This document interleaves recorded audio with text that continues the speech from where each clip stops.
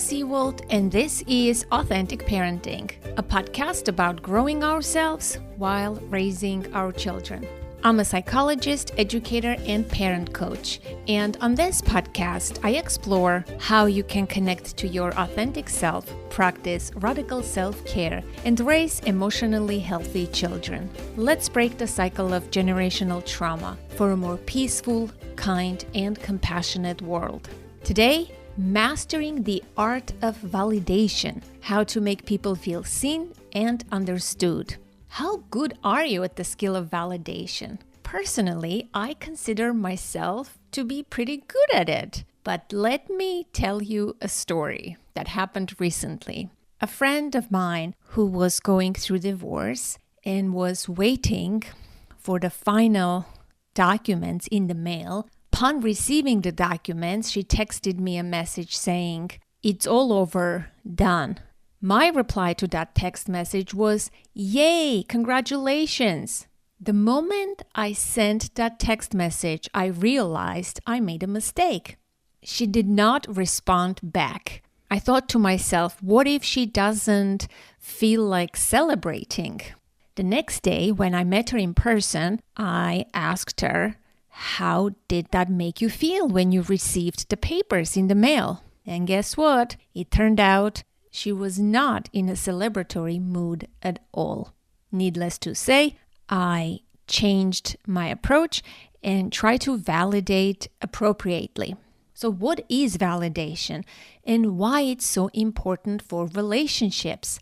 What are its benefits and how do you actually validate someone? What do people often misunderstand about this crucial, life-changing skill and so much more? Simply put, validation shows that you are present, you understand, and you care. Today, I am speaking with Dr. Caroline Fleck. She's a licensed psychologist, corporate consultant, and adjunct clinical instructor at Stanford University. Caroline is the author of an important book called Validation: How the Skill Set That Revolutionized Psychology Will Transform Your Relationships, Increase Your Influence, and Change Your Life.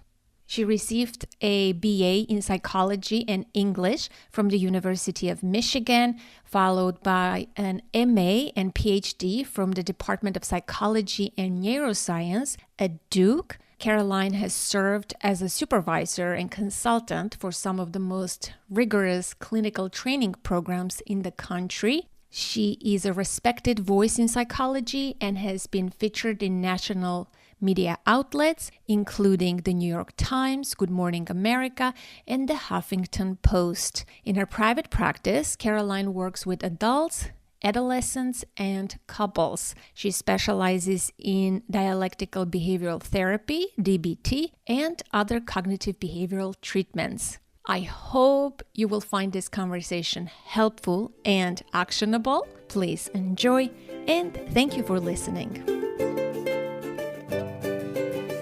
Okay, well, thank you so much for making time and joining me today. I finished the book just in time for our discussion. That's impressive. I am so impressed by how folks can rip through books, man. I take a while. I had to because I have to do the interview. But obviously, this is not a type of book you want to, zoom through. You want to take your time and learn the different skill sets, right, that presented there. It doesn't mean I retained the information. It means I'm familiar with the content. Yeah. Yes. I'm excited to talk to you about this subject and finally a book about this topic, which is kind of unusual, I guess, right? Let's start with that. Why do you think there aren't that many books on the topic of validation? I mean, I'm so glad that question was what motivated me to write this book, because I'm a therapist and I'm actually a dialectical behavior therapist. I was trained in DBT, and DBT is an intervention that came out in the 90s, and it was the first treatment to focus on as much on acceptance as it was on change, right? So up to that point, most of our traditional cognitive behavioral treatments were all about changing how people think, changing their thought processes to help, improve their mood, perhaps changing their behavior, learning new skills. And that worked well and great when folks are open and believe in their ability to change. If they're not, or if they don't, that stuff doesn't work great. And so that we had whole, groups that we couldn't really treat. And unfortunately, some of the folks who needed those treatments the most, right? So folks with borderline personality disorder, suicidality, self-harm. And so DBT was a really big deal when it came on the scene, because not only was it effective in treating those conditions, but it introduced this whole new approach to working with clients, which was around communicating validation and acceptance. Now, that was like 30 years ago, right? And I mean, as we've seen in that time as therapists, we've seen how that approach has just transformed the field. Right? We have all sorts of interventions now based on this model of acceptance and change, but it hadn't made it mainstream. For some reason, we still have such an emphasis on, behaviorism and reinforcement and habits, and we can, use them for ourselves or how to help others. And yet no one's been talking about the more, in my opinion, kind of innovative and important discoveries in the last 50 years, in my opinion, which would be this approach to validation. So that's my motivation in writing it. Validation is such an important skill. You're right that it's everywhere and it's nowhere, and we all use it. We don't call it validation, right? In our day-to-day life, some of us are better at it. Some of us are, trained to do validation, like us therapists, but we do it with our children. We do it with everyone. And it's such an important skill. I want you to first say what it is and what are the benefits of validation. Okay. Yeah. So, as I have my very technical definition, which is that validation communicates that you are paying attention, that you understand and you empathize with another person's experience and thus accept it as valid. My more easy to remember version of that is validation just shows that you're there, you get it, and you care. It's a way of communicating acceptance for what someone is going through, what they are feeling, what they are thinking, without trying to change it. It's very different to say, that's devastating. You must be so upset, rather than, it's okay. Everything will be okay, right? And we have the best intentions when we say it's okay, but there's a distinction between just being with what is and allowing it to be and recognizing it versus trying to minimize or change it in some way. Yeah, when you want to change it, it's on the receiving end, it's so invalidating. I know someone like this when I talk about my problems, which I am known in my circle as a positive, happy person, but I also have things, right? It's usually people come to me with their issues, but sometimes when I voice something, I notice that one of my friends is always negating my experience. It feels like that. It's like, don't worry about it. It's going to get better. It doesn't even worth your time. And I'm like, no, it does. Can you just listen for once? Oh my God. Yeah, this is probably TMI, but right after I finished writing the book, I was diagnosed with breast cancer. Within the week that I'd finished, I was diagnosed with breast cancer. And I had to do the whole rigmarole of chemo and radiation. And it's a lot. It's a lot all at once. And let me tell you, the amount of invalidation that people inadvertently communicated, like I remember being really upset about losing my hair. And of course, also just embarrassed by the vanity of it, but crying and having folks say, oh, it's okay. It'll grow back, and all of this really well-intended stuff. But I'm like, no, it feels bad right now. Like, great, maybe it'll grow back. But there was just this impulse to which I can relate, right? There's just this impulse to take away that distress. And in so doing, I often felt very alone with it. I almost wanted to protect myself from that response from people because it made me feel more alone. And when you do that, you feel isolated more and more with your pain. It's such an awful place. I did read about, yeah, your cancer diagnosis and all the things that you went through. It was really painful to read. And it's at the end of the book. I mean, in the beginning of the book, you introduced that you were diagnosed with MS, right? Early, young in your life. It was so, like, I was keeping that in my mind when I was reading it. But the cancer was just a lot. And I hope you are well now. I am. Yeah. I was going to ask you about it, but I wasn't sure at what point. But now that it's the moment. So you got the treatments, right? And you are better. In remission now. But yeah, it stays.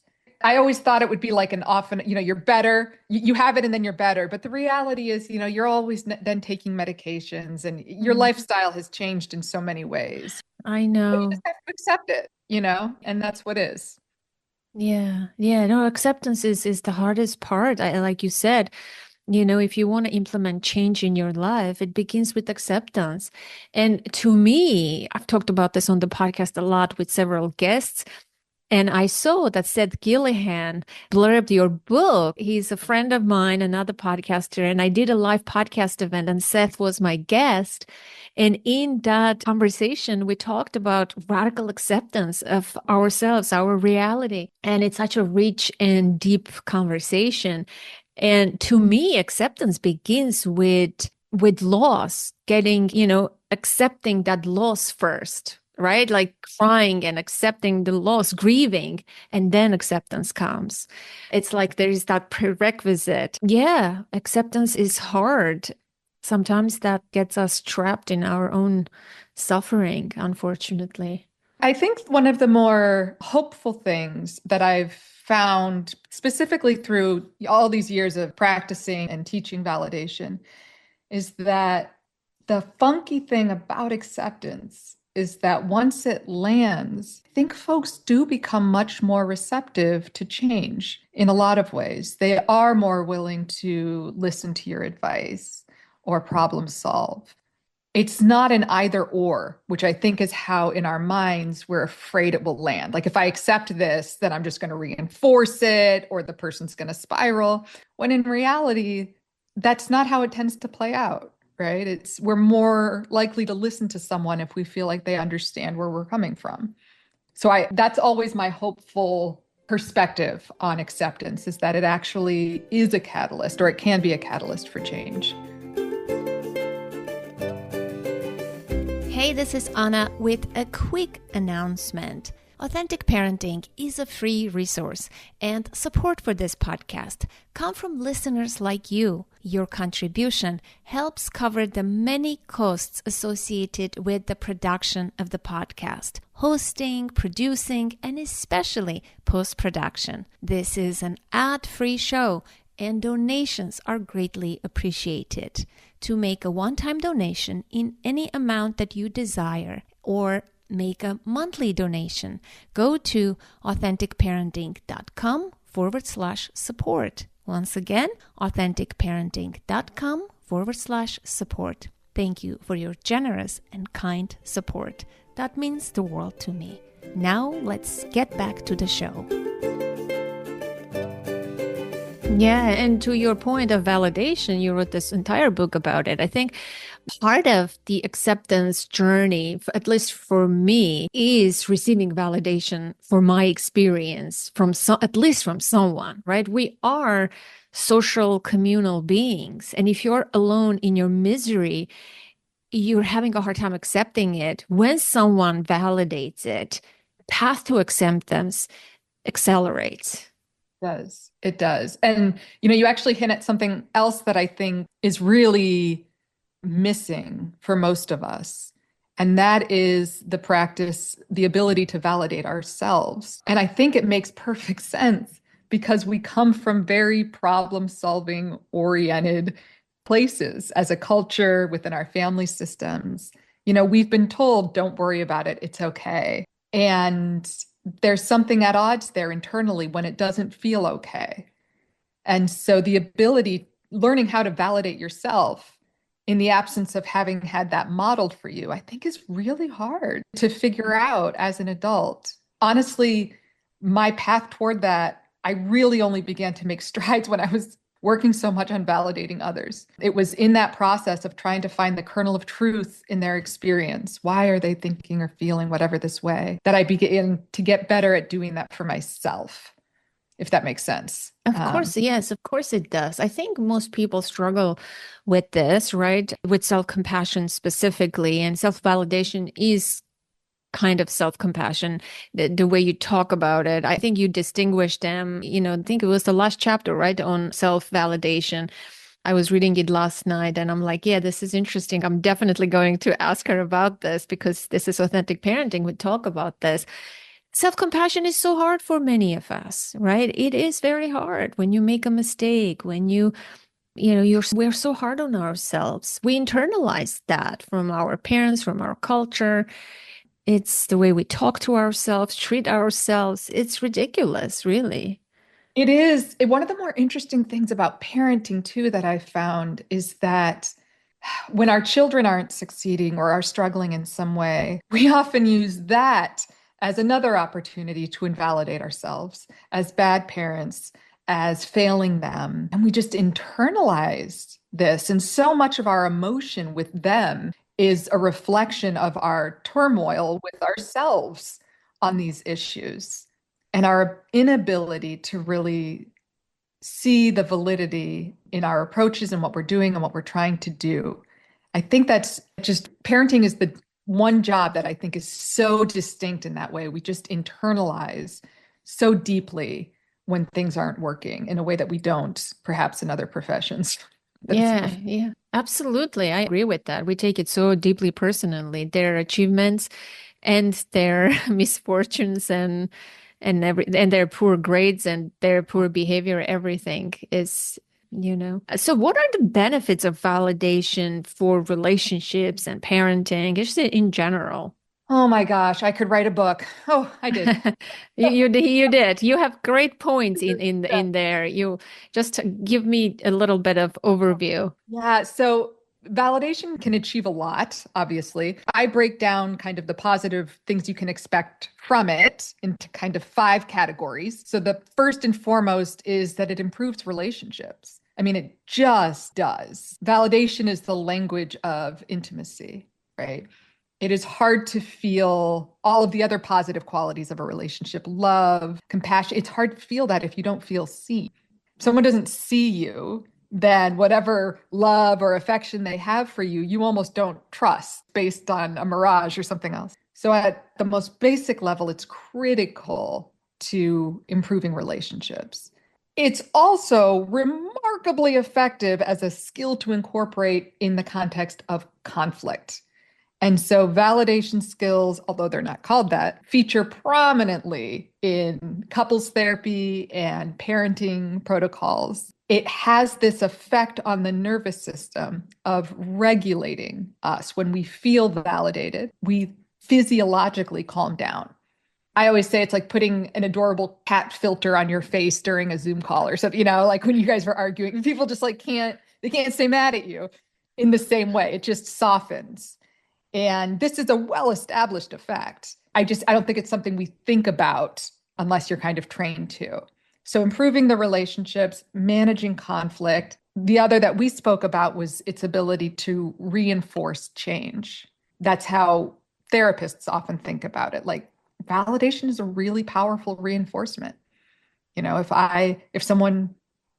I'm able to validate someone's experience following something that they've done that I think is great, they are more likely to do it again. That is how reinforcements work. It's obviously a tool for self-compassion, as we've discussed. And then it also helps you influence behavior, which is slightly different from changing it. Change is typically, we think about reinforcing after the behavior has occurred, whereas influencing mean before the person has done anything. If they feel validated by us, they're more likely to listen to our perspectives. So that's kind of the benefits as I see them.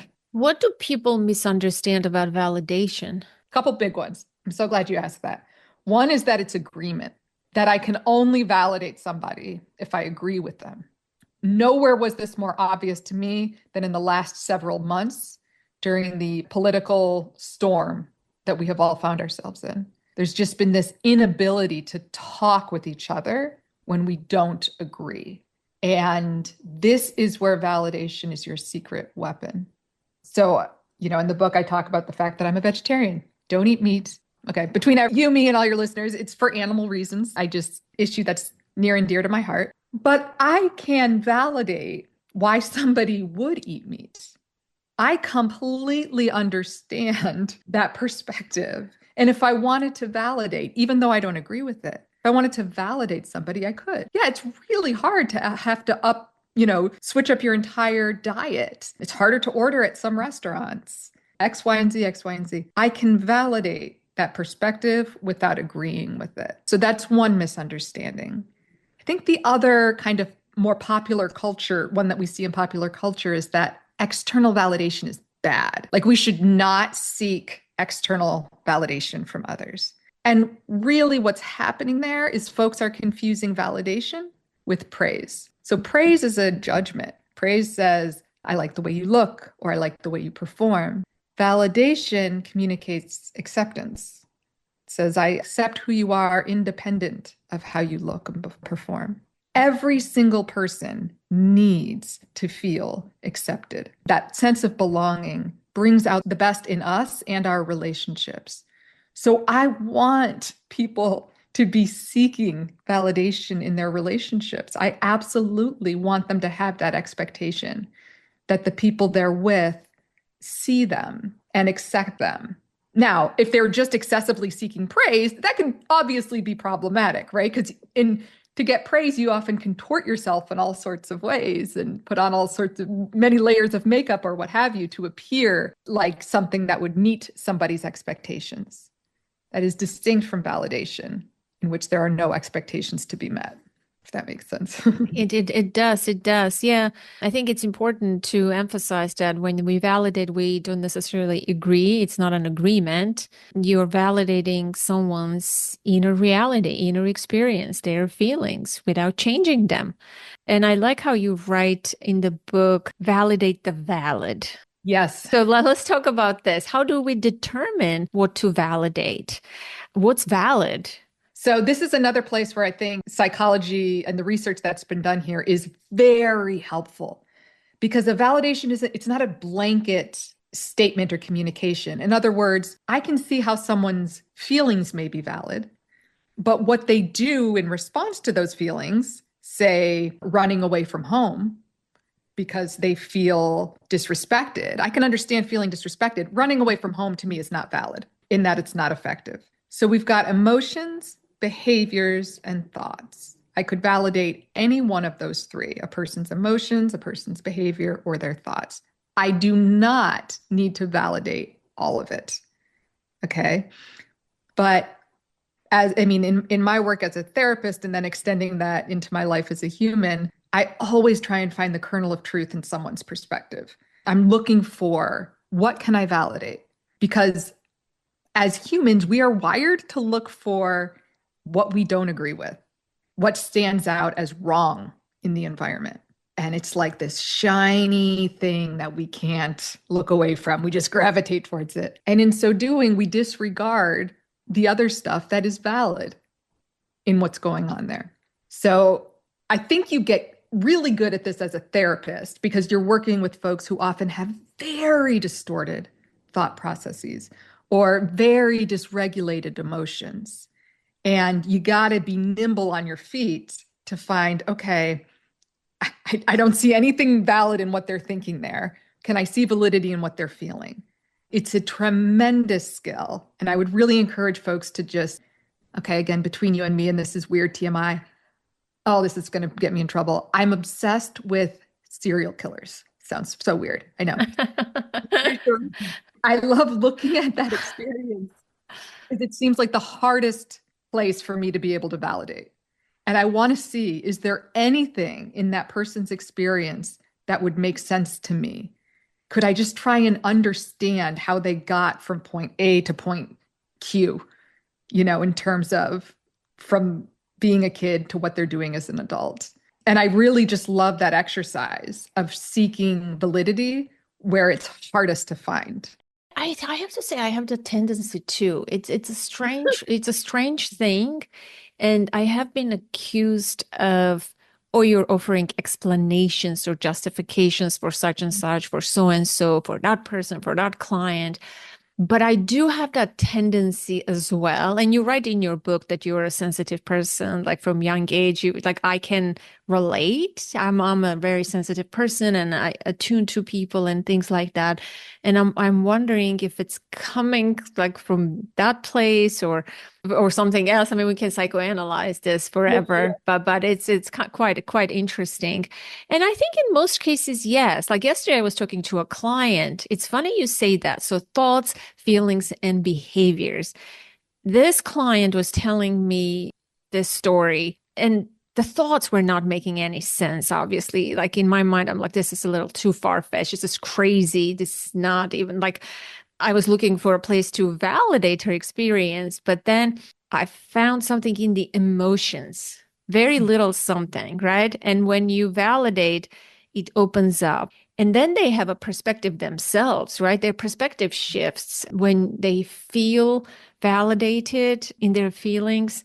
But where were I going with this? Oh, validating negative, I don't want to say negative, positive feelings, but for the sake of this conversation, I'm going to say that. So is there a difference between validating negative experiences, emotions, and positive? Like, why would we validate positive emotions? They are already like we accept and rejoice and rejoin the person telling, like, why do I need to validate? Because you did write that, there was an example from your life with your husband, right? And I was reading that example. I'm like, but why do we need to, like, I sort of felt like we always validate the negative, painful experiences. It's more important, at least. So talk to me about this. I actually think that it's in the validation of the positive that that folks actually feel, I don't want to say connected to us, but like that there's a special thing with us. So for instance, with my clients, I'm very emotive. So emoting is one of the validation skills. And if someone comes in and says, oh my gosh, oh, okay. Just yesterday, a client said to me, I got the apartment. This person has been living with their parents and struggling with severe OCD and agoraphobia, not able to get out of the house. But they secured an apartment, which is a huge deal. Now, if this person was, I got this by text, if they were in person, I would have jumped up and down, run over and hugged them. Okay. Because I am in that moment with them. And whatever experience, what I genuinely feel glee in my heart. And by communicating that, if I do it effectively, that feels like a shared experience rather than something that I'm looking at from outside, and like, oh, that's great. Like I'm a spectator, as opposed to, we did this, I'm here with you, we're jumping up and down. Right. So it's like that way of joining into someone's experience. And I think positive emotion, it's easiest to do it there. Although we tend to, again, as you were saying, not necessarily see the need for it. So we're not as intentional. That's a mistake because that's some low hanging fruit. I see. But so how do you calibrate your reaction? What if your client was like, whoa, this is a little way too emoting for me? Like, how do you calibrate your reaction to their joy, to their sadness? Like, I want to know. I think parents want to know this for doing this with their kids and with others. Yeah. So fortunately, as clinicians, we're trained in a host of skills. There's 8 of them that I also break down for parents and readers as well. And the great thing about these skills is that they range from subtly validating to deeply validating. Okay. They also range from you basically just have to be paying attention. That might be all you can do in some circumstances to show that you're validating, to really being in the experience with the other person. So if I'm not sure if my excitement or emotion is going to resonate with that person, I'm not going to validate that level. I'm not going to emote, for instance. I wouldn't use that skill. I might just reiterate what they said. Wow, the apartment came through. Wow. Like just using whatever words they use, just to show that I'm attending. Validation, I talk about it as a language because in my opinion, really is like learning how to speak somebody's language. And you have to know what resonates with them. And so there are many clients for whom that type of reaction from me would be off-putting. It would be discordant and it would not build intimacy, right? And for those folks, I have to speak to them in their language, which might just be, oh, wow, that's cool. That's great.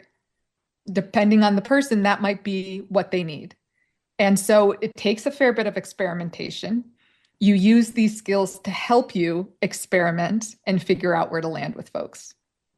That's very good. So let's talk about the skills, the validation ladder, and maybe we can use examples for each of the skills. So you said there the validation ladder consists of three basic skill sets. So let's talk about each group individually and what they entail. Yeah. So that's absolutely right. I break them down into, I talked about validation as including these key ingredients of basically attention or mindfulness, understanding, and empathy. I can't always communicate all that all at once, in part because I might not have it. I might not understand fully or empathize. At the very least, I can always use the mindfulness skills of attending. And there's two skills we've got there. One is just basically how can you attend or pay attention in a way that resonates as non-judgmental. The other is actually just copying what the other person said or their body language, which, by the way, is an incredibly powerful skill that very few people realize can be kind of used intentionally in this way. But to attend like that, I don't have to really be able to understand where the other person is coming from. I might not be there yet. And if I'm not, I can just stay with the mindfulness skills. So when I'm working, for instance, with a schizophrenic client or someone with extreme delusions, I'm having to do just a lot of listening and attending. And from there, I'm trying to get the information I need to be able to understand. And once I can understand, I can use those skills to communicate understanding. Oh, anybody in your shoes would feel that way, of course. Or it makes total sense why you would want to diet, given that all of your friends are dieting. Like, yeah, I get it.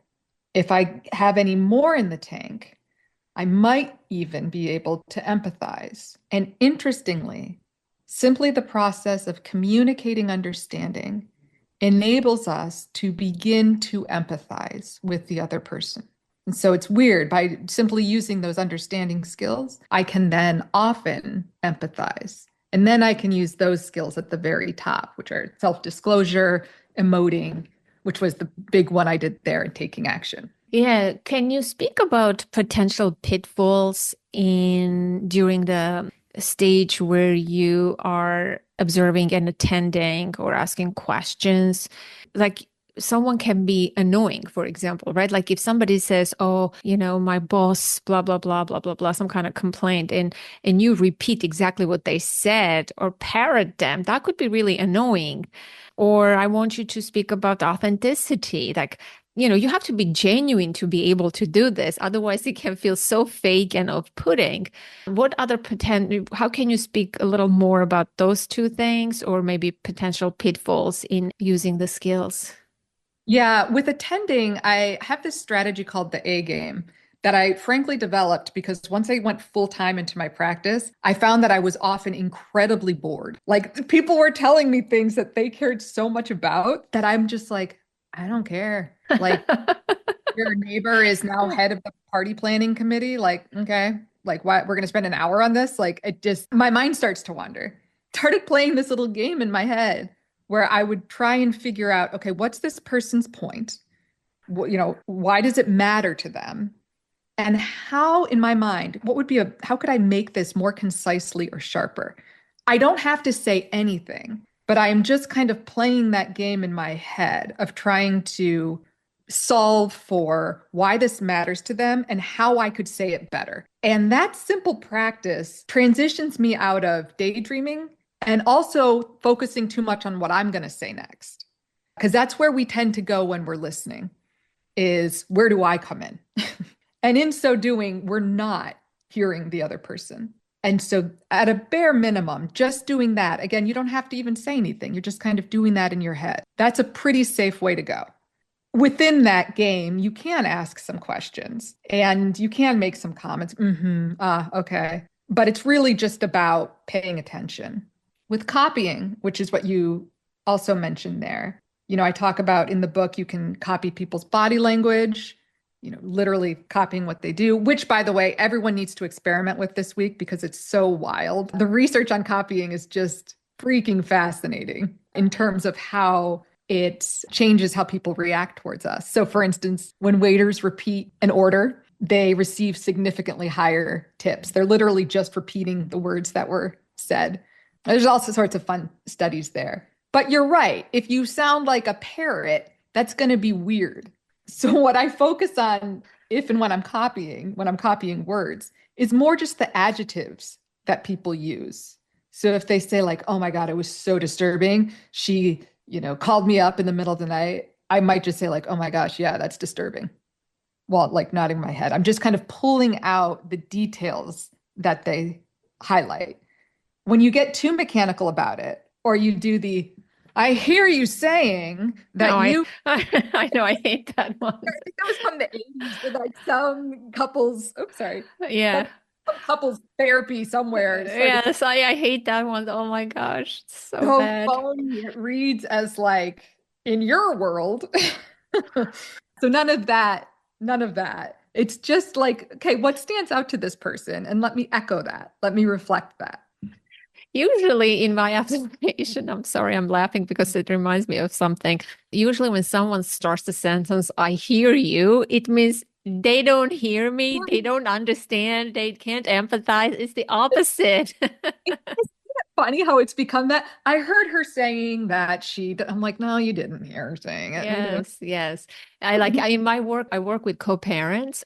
Oh, yeah. So it's like I often pause and say, hey, let's say, Chris, did you hear what Jessica, said? And he's like, I hear you, blah, blah, blah, blah, blah. And he gives his own interpretation. I'm like, I don't think that's what she said. Let's try again. So sometimes it takes numerous times. And even then, the person never is able to articulate what they took away from the partner's description, emotion, whatever they were saying. It's very interesting. In Gottman's couples therapy, they have this technique that they call rapport, which is Yes, basic yeah. copying. And it has, if they're in like couples therapy, I would have one person talks, the other is the listener, and the listener is just writing down verbatim what the other person said. And then they read it back. And you would think that that would seem very mechanical, right? Just as I got done saying, don't be too mechanical about it. But the interesting thing is that in a fight, slowing down and just making sure that you guys are absorbing each other's messages is super effective because of what you just said there, which is that like we're letting our interpretations get in the way. And so if you just focus on like almost as close to what the person said as possible, no assumptions, no interpretations, can you get that right? The first time you do this, they will get it wrong. Yes, this is a good exercise to give it to the listener, actually. I would encourage the listener to do it either with their children, with their partners. Try it for a week because we Mhm. always come in with an agenda. We always come in with already what we have to say. We already know everything, right? It's hard to really listen and be present. And I think what we're listening, most importantly, is we're listening to the feeling underneath what they're saying. We're not listening to the words, right? We're listening to what matters, what's at stake here, what's the feeling here. That's what we're listening. Not only the words, but with the words, they're conveying something, right? Yeah, I think we're also listening selectively for the pieces that substantiate our narrative. You know what I mean? We're looking, Mm. if they say something that like, ah, ha, ha, ha, yeah, that's that thing. We've got a story in our head, and we're paying attention to the parts that confirm that. Yes. And that's where things get pretty twisted and distorted, I So think. we want to come with an open mind, be present, have a curious mind, leave your agenda at the door if you want to have deep, authentic, connected conversations or relationships, either with your partners or with anyone or your children. No. And beyond that, like, I can't do that all the time. Like, I cannot be just open minded and good natured about it. But if I slow down and actually write down what the other person is saying, I can force myself into it. That's one thing I really took away from this exercise, which between you and me, when I first learned this, I thought it was going to be a disaster. Like, let's introduce a writing exercise in the middle of a fight. Like, it's not going to go well. But it really does work well to just slow down and see if you can capture the other person's message. I'm going to use that in my co-parenting counseling. Oh, yeah. I'm looking forward to my tomorrow's clients. I may implement it tomorrow. Oh, yay. Because this would be really useful. People usually just want to come and fight, about their positions. And then, of course, they have to switch sides. So once one person, Yes. the other person. I've had many sets and where we ran out of time, and I'm like, "Oh, sorry, we're out of time," and the person's like, "But, I think." So we talked about the first group of skills, right? The mindfulness, the attending, the copying. That's the ladder is divided into 3 parts. The first one is those observational mindfulness skills. Then we have the understanding group of skills. What does that entail? Sure. How can we get better at that? Yeah, if I may real quick, I forgot to answer another question you asked about, like, what are the pitfalls here? What if this goes wrong with attendance? Okay. And I just wanted to flag this because I think it's really important for parents, especially parents of adolescents, because we do want to listen. We want them to talk. We want to hear more. And in our attempts to attend, we're often forcing conversations when they're not wanted or welcomed. And we're doing it because we feel anxious. We feel insecure about the relationship. We're concerned about how school is going for them, how things are socially. And so kiddo gets in the car and we jump in with, how'd it go? How was the test? Did you eat alone at lunch? And nobody wants to, debrief after 6 hours of intensity. So where attending can go wrong, especially with kids, is when we're forcing it rather than being receptive or open to just those little moments where they start to crack the door and just kind of make a comment unprompted. So yeah, I just wanted to close the loop on that. No, that's really valid point. Yeah, I agree with that. Yes, excellent point. Let's continue. Yeah, so for understanding, there's 3 skills that we focus on, and I kind of actually walked through them. One is this equalizing, which is just anybody in your shoes would feel that way. Okay. With kids, I'll often add, and you're handling it better than I think most would. Oh man, when I tell my daughter that she's handling something better now than I would have at 11, it's like it's like giving her ice cream, She's like, ha ha ha. But any which way you go about saying, this is normal, anybody would be reacting similarly. That can read as validating. Contextualizing you use when you need to put the person's behavior in context. In other words, it doesn't immediately make sense, but if you look at the larger context in which it's occurring, it does, right? So kiddo was bullied all through elementary school and middle school, and now they've moved and they're going to high school and they are completely shut down, not talking, not taking invitations when they're made to go to someone's house or what have you. And that behavior isn't super effective for a kiddo who wants to make friends. So the behavior itself, I wouldn't say is valid in that sense, okay? But I could look at the larger context and say, of course you don't want to put yourself out there. Of course, given what you've gone through, that makes perfect sense, right? So it's kind of looking and acknowledging the chain of cause and effect that may have gotten someone to where they're at, especially if what they're doing or thinking or feeling seems atypical. I think that's part of what we like in like the serial killer thing is I'm looking for that contextual piece to really help me make sense of how they got there. Yeah, we're meaning-making machines, right? We definitely always want to find connections and meanings. It's funny, I said that to a woman today, a client.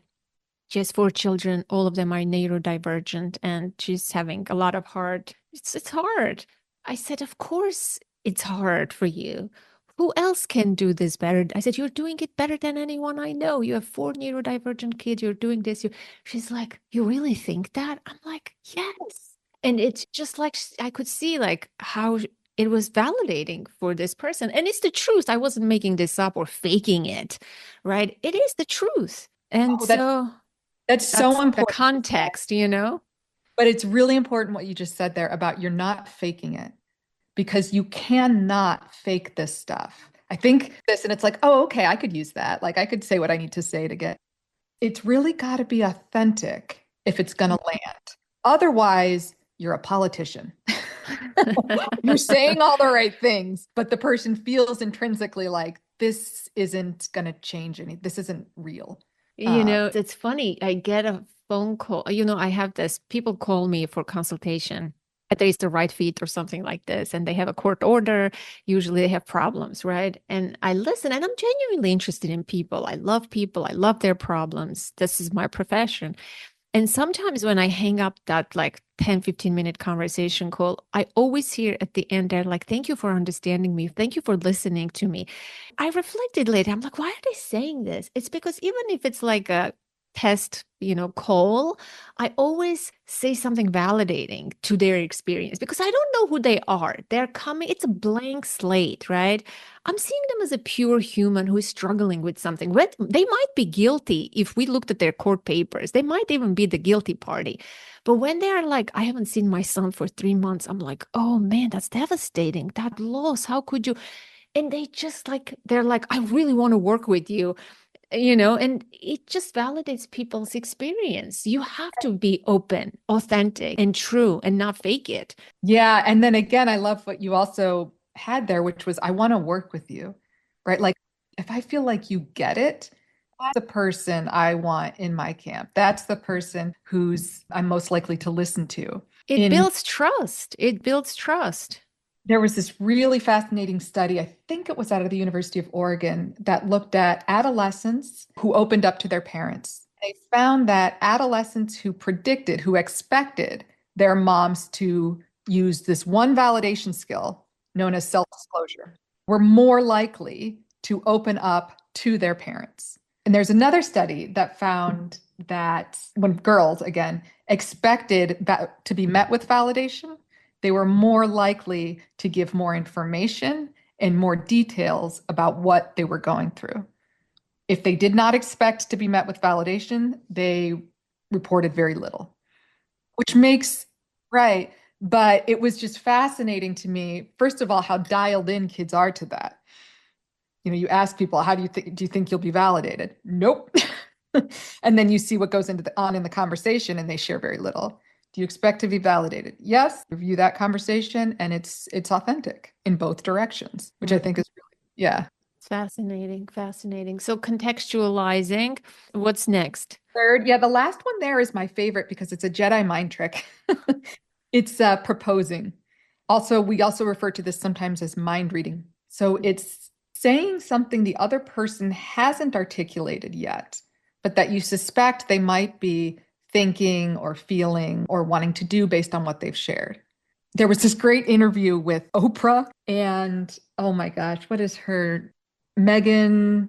Yes, she was interviewing her and Prince Harry, and Meghan's talking about how she didn't feel like she could be authentic and honest and tell people what was really going on for her when she was in the royal palace. And she just said, so I was silent. And Oprah says, were you silent or silenced? And that right there is proposing. She's saying something that Meghan did not articulate. But if she got it right, if that resonates, that is what we call the Oprah effect. Oprah is very at proposing. This is what she does. She attends. She's playing that game at the beginning where she's trying to figure out, what's this person's point? Why does it matter? How do I make it better? And then with the information she gathers, she proposes. And when she hits it, it's like, everyone watching is crying. When she doesn't, it's a little awkward. Well, it is. Let's talk about this because I was talking to one of our community members today. I said, I'm going to interview this validation expert. And she actually specifically asked this question, a question about this. She said, well, we're always told we don't know, she said, what's right, what's wrong. One day we're told, validate with your kids, say, oh, you're feeling frustrated. The next day we're not supposed to say how you're feeling. We're supposed to be there and encourage them to say it. So let's talk about this a little bit because both are true. Sometimes when you say, oh, it sounds like you're frustrated, it works. And sometimes it's like, no, I'm not. I'm really mad or something like that, right? It can backfire. So, Yeah. what should we do? What's the right way? Biggest mistake people make there is that if and when they propose and they get it wrong and they strike out, they abandon the conversation. They kind of shut down, they stop engaging because, it hurts when someone suggests you don't get it. And instead, if you propose something and it doesn't land, all you need to do is go back to playing that attending game of, you clearly didn't understand the person if what you suggested didn't land. So you need to go back to square one, not abandon the conversation. I worked with the Marsha Linehan was the clinician who developed DBT. She worked primarily with folks with borderline personality disorder. And I remember watching videos of her when we were, learning a lot of these techniques. And what struck me about her work is that she would just not get deterred. She would propose, get shut down, propose, get shut down. And she would just keep trying. She'd get proposed, she'd drop, she wouldn't get it right. And then she'd just go back to attending. You can tell she's attending. Then she'd try again, get it wrong, go back to attending, try it again. It's exhausting. It is. What struck me about that is one, people are pretty forgiving. They want to feel heard. Two, if you can't make it with the proposing, then just fine, just stay down there at attending. That's okay. But as damaging as it feels, it's rarely as damaging as it seems. The real damage comes when you abandon the conversation. That's a good point. Yeah, it's good to remember for parents. Can we use some kind of an example? I should have prepared this ahead of time, how we can do this proposing thing, perhaps. And let me say this before we continue talking. If this sounds overwhelming for someone, or if someone picks up your book and says, oh my gosh, like there's so many skills to learn, can I just learn a watered down version of this? What would it be, right? I mean, of course, it's nice to do the copying, the attending, all of this. But if somebody wants to do a quick version of it, what skills do you think is the most important? Okay. In validation? Two things I'd say there. One is that at the end of the day, just remember, all you're trying to do is show that you're there, you get it, and you care. And you're trying to do that authentically. And that's your North Star. Okay. So whatever skills you can remember to, help you along the way, great. But if not, just try and stay focused on that mantra to some extent. In terms of the skills, I think the most critical are the things like attending, like I was saying, just really trying to listen without judgment and without constructing your own narrative. For understanding, it's just trying to get that chain of cause and effect that allows you to make sense of one piece of what you're observing, be it their thoughts, their emotions, their behavior. And then in terms of empathy, that's tricky. I would, with teens in particular, self-disclosure is often really effective, but I really just try to feel as though I'm in their shoes and convey that in some way. Because that also can backfire, right? If you do it prematurely. Oh, yeah. Because if you do this self-disclosing prematurely, it's like you're taking the spotlight. It's not about you, mom or dad. Like I'm going through something. If you fail to validate, right? That's the problem with the validation skills, is that the higher you go, as you get up to those empathy skills, they are really rewarding if it lands. They can be really awkward if they don't, right? If you tell a story, we've all been subjected to back in my day, I had to walk 17 miles to school. Like, no one feels seen in that. Or the parent who just wants to talk about their glory days and looks for any opportunity to do it, right? But there again, if you strike out, you just go back to paying attention. I think I really see validation as a mindfulness exercise. That is how I approach it. I'm trying to focus on the other person and calibrate to them. And it's just about getting that calibration. It's not about doing something. It's not about like a step-by-step process that you have to get it right. Exactly. So tell me again, you said it's really good, the disclosing technique with teenagers, and I agree. But I see people use it with little kids. Why do you think that's not so effective? I mean, it can be effective in the sense that, like, if I say to, well, if Anna's older now, but even when she was younger, if I was to say, like, oh, I would have never been able to, I remember when I was your age and I had this huge tantrum about X, Y, or Z. I think with adolescents, it's effective because they are convinced that you cannot relate. And when you self-disclose over things that they don't expect you to be able to relate on, then you've kind of shaken up the little snow globe a little bit. And again, you need to be, there's risk to this. I If mean, you you had a, don't want to self-disclose to a degree that it's like way too much information. Like it that's right. can be overwhelming and damaging even to the That's kid. right. Where the kiddo has to take care of you, right? Right. And so, but again, if I'm anchored on the other person, whatever I disclose is just to kind of resonate with that. I'm really kind of watching for that. And I immediately bring it back to the other person's experience. So I do not spend too much time on my story. That's, I'm glad you said that. That's an important point. Yes, because the focal point is the other person. That's right. So, like, if a Still, kiddo yeah. comes back and they failed their math exam, Hmm. like, my inclination is to be like, okay, what can we problem? Maybe you need a tutor. Maybe next time we should, study this, that, and like all this problem solving stuff. Okay. Which is going to be super annoying to the kiddo who made the mistake of mentioning that they failed the exam. If instead I say, oh my God, did I ever tell you how I slept through the SATs? And like, no, seriously, I slept through them. It was a disaster. Okay. So wait, so what happened with the exam? You know what I mean? So if I do just this Mm. gentle little, I'm Hmm. not you, I get, Hmm.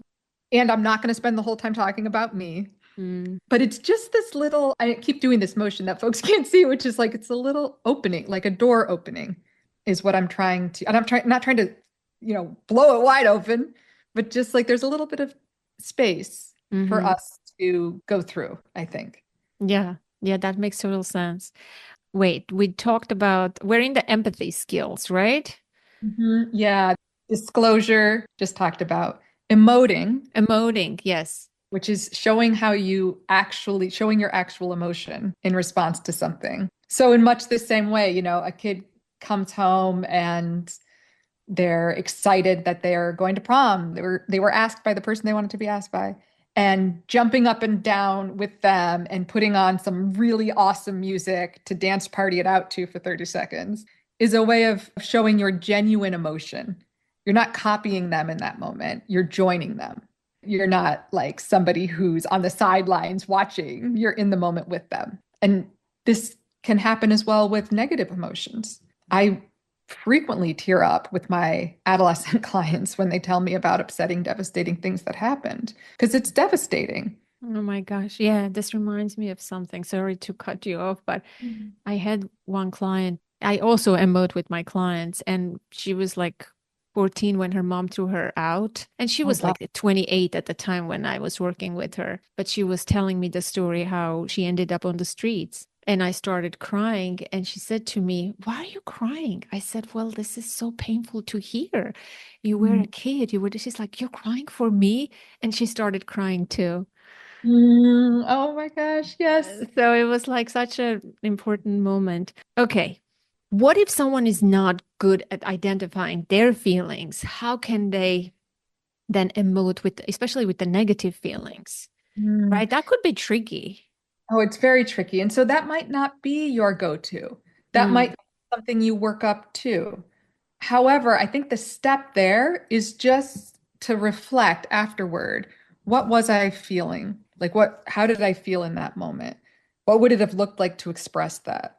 So I think you need to just explore it a little bit mentally first. But I mean, we are designed to have and express emotions. We've learned to inhibit them over time, but we all have the capacity to experience and share them. It's just whether or not we've really shut that down or been punished out of it. And that's something for you to just begin to understand on your own. And so if you're not confident there, if this feels really weird out of your comfort zone, don't go there, right? Maybe explore it outside of the moment, but do what you can do. Self-disclosure might be better, proposing might be better, Is there a degree of validation where where the matter, where someone is sharing something with us, let's say a negative experience, and we over validate? Hmm. Is that an issue? I think it can be an issue if what you see is the other person is becoming more distressed. Okay. And which can happen. Like they were already upset and then you lean in with your emotion and now the emotion is intensified. And the feeling is it's out of control. And when that happens, you want to switch courses and start to soothe. So and this happens in sessions, everything else. I'll just switch. Let's go for a walk. Let's just walk outside for a bit. I'll dramatically do something to kind of interrupt the energy isn't the right word, but like, yeah, to kind of balance out the energy by doing something soothing or different or distracting. And that's also an opportunity to model that, to model self-soothing and self-regulation, which is important. And I think that's it, right? That's the last skill set of the ladder. So to wrap this up, what is one thing you want to leave my listeners with? Was there anything that I didn't ask about validation, or you want to say, impart a message or something like that? Oh, no, you were so thorough. I really appreciate your really thoughtful questions. If there was one thing to leave folks with, especially, parents, it would be when kiddos come to you with an issue, those rare opportunities where they actually involve you in what's going on. You really want to ask yourself, should I respond here with problem solving or validation? In the moment, you can only do one or the other. And if you just have that moment of pause, right? Let me use this opportunity to talk about the time I slept through the SATs rather than suggest tutoring. I think you will find a lot more of the connection and ultimately change that you're hoping to affect in those situations. Yeah. Yeah. Amen. And so to conclude, what's the worst thing that someone said to you invalidating when you were going through the cancer journey? Oh my gosh. What not to say to people? Basically everything the doctors said was pretty invalidating. No, even the Yeah. doctor? Oh God. Oh, they're the worst. Oh my Oh God. my gosh. I mean, everything is, you know, Oh, having men explain to you how you're going to feel after a double mastectomy is just from this very, how you'll be able to get around not accounting at all for like the emotion of it, right? A lot of that was very off-putting. But I think, and this is heavy, but I found it most comforting to speak with people who were open in talking about death. Because even if that's not, even if you've got stage one or it's improbable, it is immediately on the mind of somebody who's diagnosed with something like that. And it's a devastating thing to be alone with and to feel like you need to protect other people from, right? Like, oh, I don't want them to worry about me, or I don't want them to think about this. And that's not what you need if you're suffering and contemplating your own mortality. And again, that's not to say that you force those conversations. I mean, you have to read the other person. Sometimes they want to go there, sometimes they don't. But I think the willingness to attend to that when it comes up is rather than shut it down, I think is pretty important because everybody wants to send statistics on how great you'll be. And there was this new study, you're going to be fine. And there's this part of you that's really contemplating whether or not that'll happen. do you feel like you could use in those moments like to teach them how to respond to you? Because I mean, it's not the place and the time in that moment, but if it's going to continue like that, did you tell like certain people, like, this is not what I want to hear? I rather hear this, Is it okay to coach people? Oh my gosh, absolutely. In my family, we're always saying, like, do you need validation or problem solving? Conversation. Of course, this is like a psychologist's family, right? We walk around talking like this. But I found myself saying that to folks a fair bit. Like, listen, I appreciate the attempt to cheer me up. I said this with my hairdresser. I said, I appreciate the like positivity and it'll grow back. But right now, I'm really devastated. And frankly, I feel embarrassed for being so devastated. And I just want that to be okay. And she like immediately turned, oh my God, it is so like your hair, Oh, but like that wasn't rude. I mean, it didn't read as friction. It read as like just a subtle reorientation, and then we could connect. yeah. Well, people are afraid of their own vulnerability, usually, That's right. their own, not like yours. Exactly. It's usually that. And what you did there, you validated her, sort of, you gave her a green light so she can join you and support you in a way that you needed. Hmm. Wow. Oh, that's so tough. Well, yeah, it's I can't imagine what you went through that. And I was reading all the thoughts about the death and all of that. So I send you loving, healing energy and think about you. And thank you so much for making time. Oh, thank you. This was lovely. Yeah. And whatever you're drinking looks yummy. Strawberry banana. All right, Missy, you take care. Thank you so much. I appreciate it. All the best, Caroline. You Bye. too. That concludes today's conversation, my dear listener, and I hope you found this episode helpful and inspiring. Be sure to hit that follow button so you don't miss future episodes, and take a moment to leave a rating and review. It really helps others find the show.